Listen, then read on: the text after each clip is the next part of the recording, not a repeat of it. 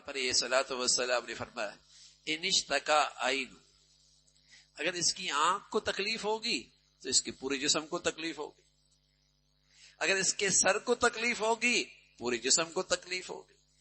تو جب ایمان ہوگا نا تو مجھے اپنے فلسطین بھائیوں کی تکلیف بھی محسوس ہو، ہاں درد ہوگا، یا دعائیں نکلیں گی اندر سے، اس لیے کہ وہ میرے جسم کا ٹکڑا ہے،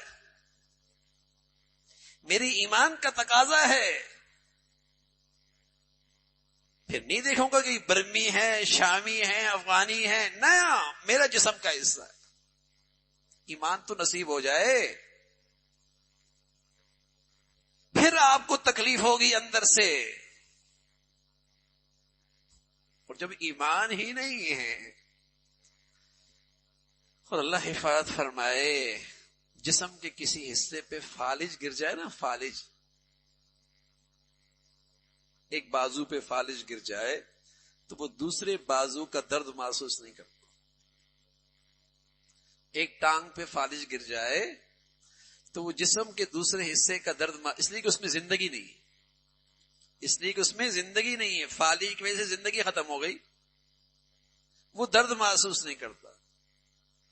تو جب میرے ایمان پر دنیا پرستی کا یا معاش اور معیشت کا یا ذاتی مفادات کا فالج گر جائے گا نا، فالج، تو پھر میرا ایمان اور میں دوسرے مسلمان کا درد محسوس نہیں۔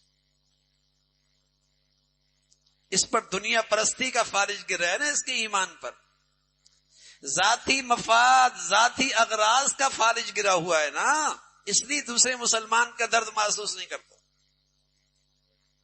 تو پیارے نبی تو فرمایا کرتے تھے اگر واقعی ایمان ہے نا تو پوری امت مسلمہ اور پوری ملت اسلامیہ اور تمام ایمان والے ایک جسم کی مانند ہیں، ایک جان کی طرح ہیں۔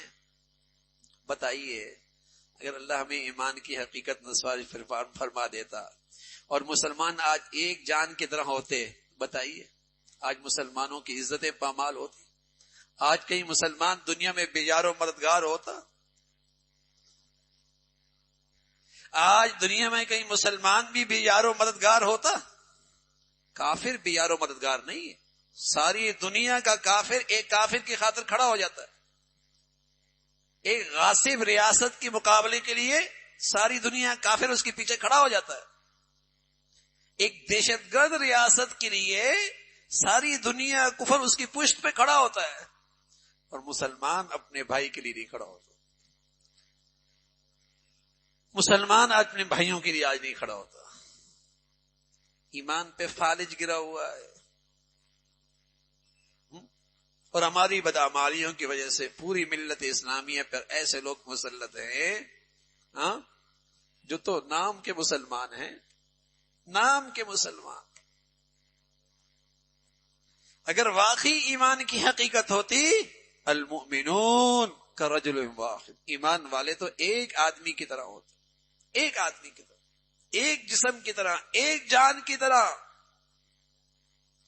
ان کے ایک جان کے کسی حصے کو تکلیف ملے انہیں اس کی تکلیف ہوگی، اس کا درد ہوگا، اس کی تکلیف محسوس کرے گا۔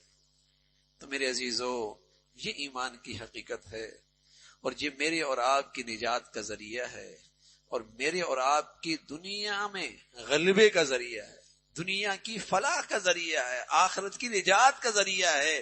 لیکن شرط یہ ہے کہ ایمان ہو۔ یہی وہ ایمان ہے جس کے ساتھ اللہ کی مدد اور نصرت کا وعدہ ہے۔ اِنَّا لَنَنْصُرُ رُسُولَنَا وَالَّذِينَ آمَنُوا فِي الْحَيَاةِ الدُّنْيَا، اس دنیا میں ہم ایمان والوں کی مدد کریں گے، اللہ کا وعدہ ہے، ہماری مدد ہوگی ایمان والوں کے ساتھ۔